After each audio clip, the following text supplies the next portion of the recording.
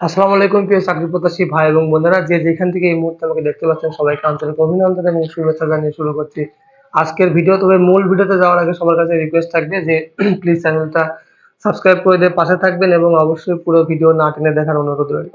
তো আপনারা চাকরি সম্পর্কিত বিভিন্ন রকম প্রশ্ন সবসময় আমাকে করে থাকেন, তো আমি সেই প্রশ্নের উত্তর নিয়ে প্রতিদিনের মতোই ধারাবাহিকভাবে আজকের ভিডিও নিয়ে হাজির হয়েছি। তো আজকের ভিডিওটা থাকবে খুবই গুরুত্বপূর্ণ এবং খুবই ছোট আকারে আজকের ভিডিওটা হবে। আমি খুব অল্প কথায় আজকের ভিডিওর উত্তর দেওয়ার চেষ্টা করব। আমাকে অনেক রকম চাকরি সম্পর্কিত অনেকেই অনেক রকম কমেন্ট করেন। তার মধ্যে থেকে আমার কাছে যেগুলো মনে হয় যে এগুলো চাকরির সঙ্গে সামঞ্জস্যপূর্ণ এবং এগুলো আসলে যুক্তিসম্মত, তো সেগুলোর উত্তর দিয়েই আমি সবসময় এই ভিডিও তৈরি করি।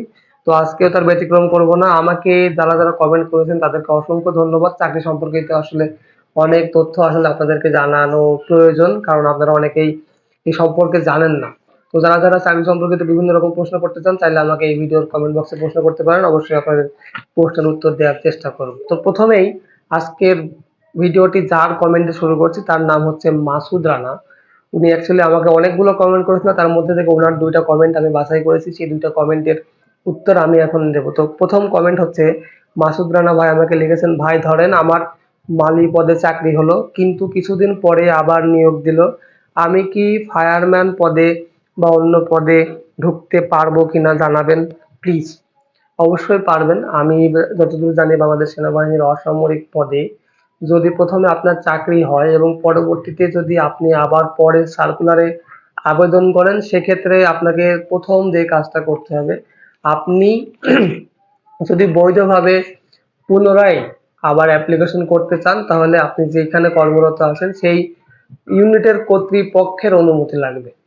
অথবা আপনি যদি শিওর থাকেন, কনফার্ম থাকেন বা আপনার এই চাকরিটা 100% হবে, আপনি এই চাকরিটা 100% পাবেন, তখন কিন্তু আপনি আপনার কর্তৃপক্ষকে না জানিয়ে গোপনে অ্যাপ্লিকেশন করতে পারেন। যদিও গোপনে করাটা ঠিক না, আপনি সবসময় চেষ্টা করবেন যে কর্তৃপক্ষের অনুমতি নিয়ে অ্যাপ্লিকেশনটা করার।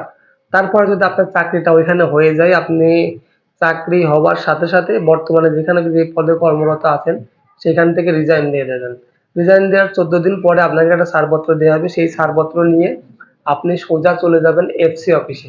এফসি অফিসে যাওয়ার পরে দেখবেন যে ওই অনলাইন থেকে যেখান থেকে আপনার বেতন ভাতা আসে সেখান থেকে ওনারা আপনার নাম প্রত্যাহার করেছে কিনা। যদি প্রত্যাহার না করে ভাই, তাহলে কিন্তু কপালে দুর্ভোগ আছে। চাকরি যদি ওইটা হয়ে যায়, আপনি ওইটাতে চাকরি করবেন কিন্তু কোনো স্যালারি পাবেন না, ততদিন পর্যন্ত পাবেন না যতদিন পর্যন্ত আগে যে পদে চাকরি করতেন সেই পদের যে মাস্টার ডাটা সেটা যদি এফসি অফিস থেকে বা ফাইন্যান্স কন্ট্রোলার অফিস থেকে আসলে বাদ দেয়া না হয়। তো অবশ্যই আপনি অন্য পদে ঢুকতে পারবেন।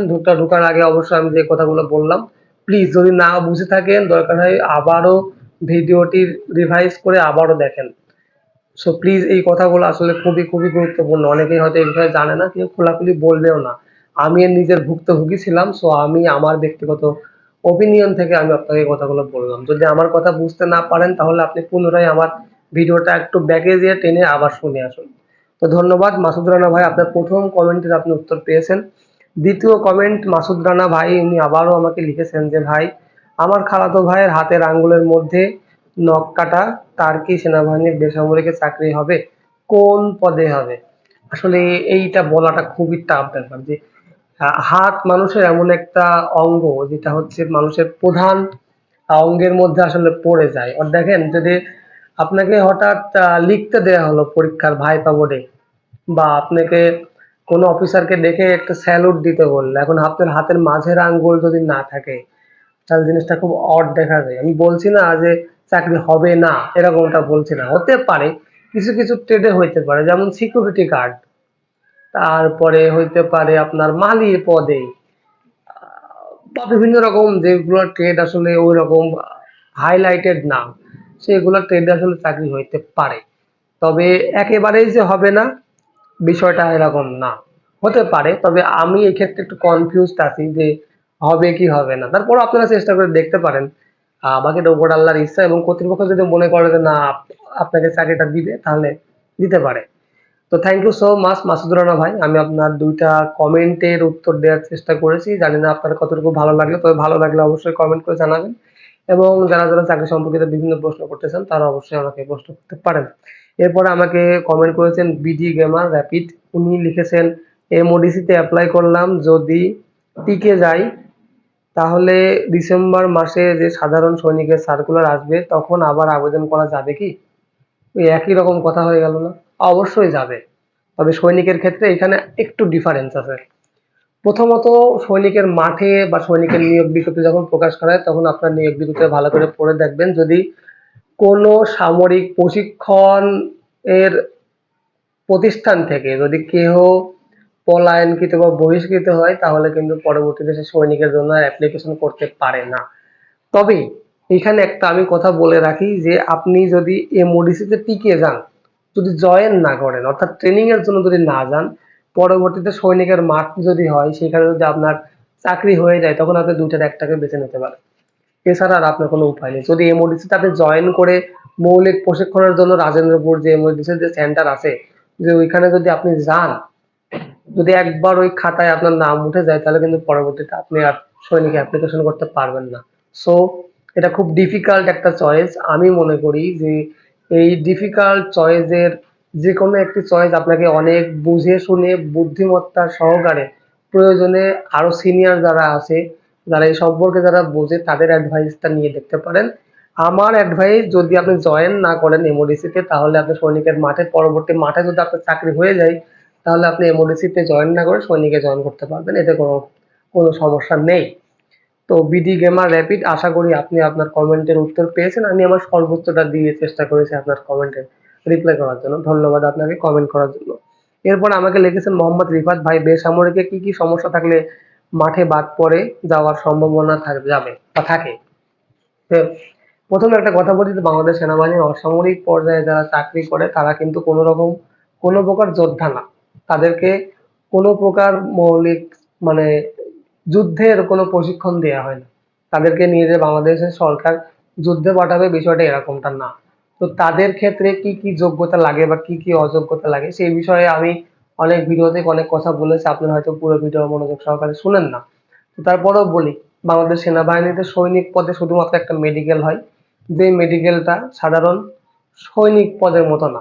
সৈনিকের যেরকম পায়ের নখ থেকে মাথার চুল পর্যন্ত বেছে বেছে আর নিয়োগ বিজ্ঞপ্তি দিয়ে নিয়োগ করা হয় বা ভর্তি করা হয়, এখানে এরকমটা না। এখানে জাস্ট আপনাকে আপনার ব্লাড টেস্ট করাবে এবং একটা ইউরিন টেস্ট করাবে। এই ব্লাড টেস্টের মধ্যে যদি আপনার জন্ডিস, ক্যান্সার, এইডস, তারপরে বড় বড় কোনো জীবাণু যদি আপনার দেহের মধ্যে না থাকে, বা ইউরিন টেস্টে যদি আপনি মাদকাসক্ত না হয়ে থাকেন, বা আপনার মূত্র মানে আপনার প্রস্রাবে যদি বিশেষ কোনো ইনফেকশন না দেখা যায়, তাহলে আপনি এখান থেকে বাদ পড়ার সম্ভাবনা খুবই কম। বা আসলে মেডিকেলে যাওয়ার পর আমি দেখেছি 100-র মধ্যে হয়তোবা 2 জন মানুষ বাদ পড়ে। আর এই মেডিকেলের বা চাকরিতে আসার আগে বেশি বেশি করে ডাবের পানি খাবেন, তাহলে শরীরের সমস্ত প্রকার পয়জন প্রসাদ দিয়ে বেরিয়ে চলে যাবে।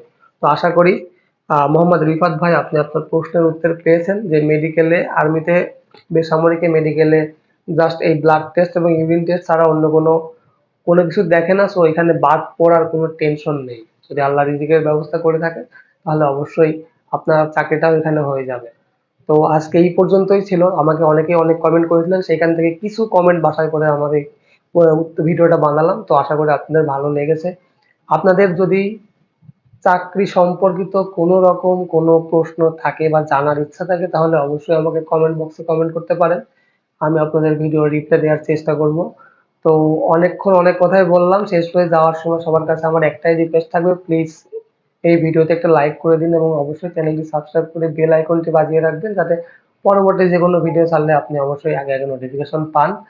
এবং আমি আমার প্রত্যেকটা ভিডিওতে আমার নিজস্ব স্টাইলে কথা বলার চেষ্টা করি। আমি বিশ্বাস করি যে আমি যা যা বলি সেটা আপনারা বুঝতে পারেন খুব সহজেই। তো যদি বুঝতে পারেন তাহলে অবশ্যই ভিডিওটি লাইক কমেন্ট শেয়ার করে আমাকে জানিয়ে দেবেন, এবং সেই সঙ্গে আগামীর ভিডিও দেখার জন্য আমন্ত্রণ জানিয়ে আমি রাজ এখানে বিদায় নিচ্ছি। সবাই ভালো থাকবেন, সুস্থ থাকবেন। আল্লাহ হাফেজ।